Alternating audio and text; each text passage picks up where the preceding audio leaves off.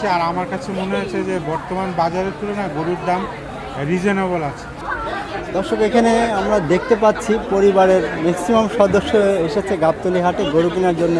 একটি বাচ্চা গরুকে কিভাবে আদর করছে, স্নেহ করছে, সেটা দেখার চেষ্টা করছি। তুমি তুমি একটু বলো তো, গরু গরু তোমার ভয় করে না গরু দেখলে? না, আমি গরু বাসায় কোরবানির সময় পালি, ওই জন্য ভয় পাই না। তুমি ভয় পাও না? না। গরু খুব ভালোবাসো? হ্যাঁ, আচ্ছা, তুমি তুমি তুমি তোমরা কে কে আসছো গরু কিনতে? আমরা আমাদের পরিবার আরো অনেকে আসছে, তাই পরিবারের কোন কোন সদস্য আসছে? মোটামুটি 50% আসছে। 50% সদস্য চলে আসছে। দেখছো পছন্দ হয়েছে গরু? জি, অনেক পছন্দ হয়েছে, আলহামদুলিল্লাহ, অনেক ভালো লাগতেছে। ভালো লাগতেছে। আর তুমি গরু দেখি খুশি হয়েছো? হ্যাঁ, অনেক খুশি লাগছে, ভালো ভালো ভালো লাগছে গরুই আনছে। তাই? হ্যাঁ, আর গরু কিন্তু লাথি মারে, তুমি জানো এটা? তুমি এটা আমি জানি, কয়েকটা গরু অনেক ভালোই আছে, মারে তুমি না। খুব সাবধানে চলবা কিন্তু ঘাটে, নাহলে কিন্তু গরু ঢুস মারবে, লাথি মারবে। এসেছি, আর আমার কাছে মনে হচ্ছে যে বর্তমান বাজারের তুলনায় গরুর দাম রিজনেবল আছে।